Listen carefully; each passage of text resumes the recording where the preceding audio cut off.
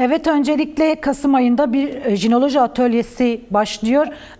İçeriğine ilişkin bilgiler alabilir miyiz? Nasıl bir atölye planlaması var? Hangi başlıklar tartışılacak? Yani öncelikle şunu belirtmeye ihtiyaç var. Uzun yıllardır genel bir çağrı yapıyoruz İstanbul'da. Yani sizin de başta belirttiğiniz gibi bir kadının bilimi olarak jinoloji önermesi başlığıyla. Başlangıçta jinoloji ne ifade ediyor? Kavram olarak karşılığı nedir? Ve toplumsal boyutuyla neyi hedefliyor? Jinoloji nasıl bir amaçla, nasıl bir hedefle yola çıktı? Bunun üzerine bir giriş, birkaç haftamızı alan bir giriş başlığımız var. Sonrasında yöntem ve hakikat, hakikaten sistemin insanlığa dair, topluma dair, yaşamın anlamına, özüne dair tüm hakikatlerin, tüm bilmelerin içini boşaltmış durumda. Buna karşılık burada jinolojinin ortaya koyduğu hakikat arayışı ya da hakikat tanımlaması nedir? Nasıl ele alıyor ve bunu ele alırken yöntemleri nelerdir? Biraz bunun üzerinden yoğunlaşıp ilerliyoruz. Hakikati ele alırken esasında işte din, mitoloji, felsefe ve çağın krizi olan, kriz yaratan pozitivist bilim üzerinden ilerleyip bunun bir alternatifi, nefes alan, toplumsallaşan, bu alanların, bu yöntemlerin toplumla buluştuğu bir tartışma ve okuma odaklı gidiyor. Devamında toplumsal cinsiyet eşitsizliği, biliyorsunuz toplumda, özellikle bugün Türkiye'de, Orta Doğu'da, dünyanın her yerinde ciddi bir kadın ve erkek ilişkileri üzerinde ciddi sorunsallıklar var, ciddi eşitsizlikler var. Sistemler, iktidarlar, devletler bunları körükleyen, destekleyen bir yerde. Burada daha çok aslında kadının da erkeğin de kendi kimliğini tanıması, kendi benliğini, kendi özünü bilmesi ve yaşam içerisinde buna dair bir pratik sergilemesi. Akabinde özgür eş yaşam, biliyorsunuz aileye dair ciddi, yani devletin mikro devlet olarak tanımladığımız, devletin her türlü iktidarın, sömürgeci zihniyetin her türlü inşasını gerçekleştirdiği yer ailedir. Ve buradan başlayıp aslında yaşamın her yerine sirayet eden bir sağlıksız ilişkiler, umutsuz ilişkiler ve bu her yere, her alana yansıyor. Burada özgür eş yaşam aslında aileden de başlayıp yaşamın her yerinde aslında eşit, özgürlükçü bireyler olarak yaşam içerisinde yer almanın, yaşamda bir pratik sergilemenin mümkün olduğunu burada birlikte tartışıp bunun yaşamsallaştırma boyutunu konuşuyor olacağız. Etik estetik boyutunu hakikaten az önce hakikat için söylediğimiz şeyin aynısını etik için de söyleyebiliriz. Doğruların, yanlışların birbirine karıştığı, her kavramın kendi anlamından uzaklaştırıldığı ve bu insanların yaşama dair yani reflekslerinin bu kadar zayıflaması, bu kadar kadın katliamlarının olması, çocuk ölümlerinin olması, bu kadar toplumda yani gün yok ki böyle bir katledilmiş birinin haberini almayalım, intihar eden birilerinin haberini almayalım. Evet. Ve böyle durum böyleyken hakikaten artık her şeyin birbirine karıştığı, zihinsel çöküntünün yaşandığı bir dönemdeyiz.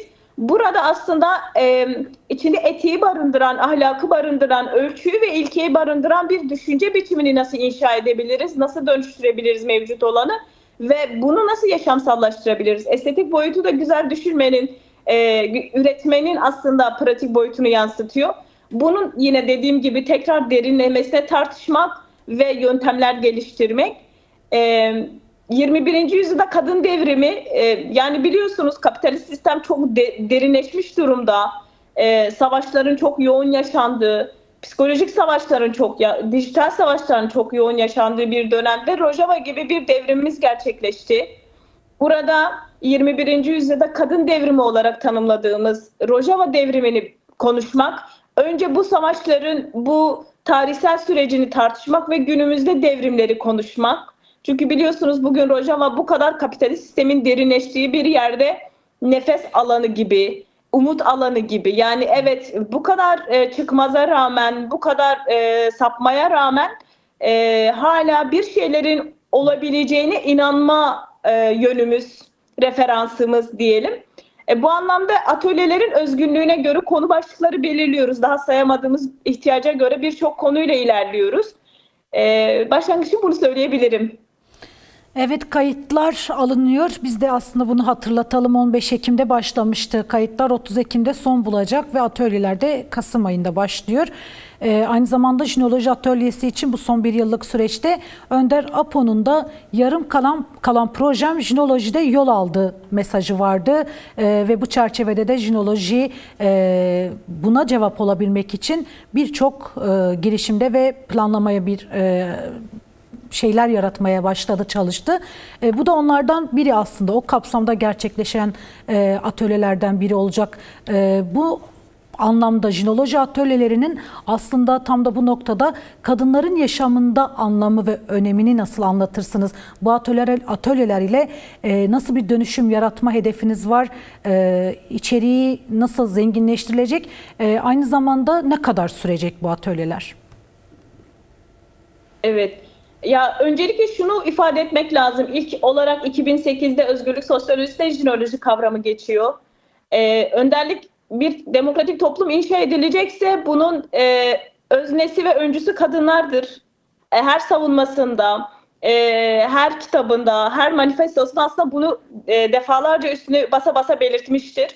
Tekrar jinolojiyle yarım kalan projemi tamamladım demesi aslında o kuramsal teorik sürecin tamamlandığını, artık bunun jinolojiyle toplumsallaşması gerektiğini ifade ediyor. Şimdiye kadar buna dair 10 yıldır çalışmalar yürütüyoruz.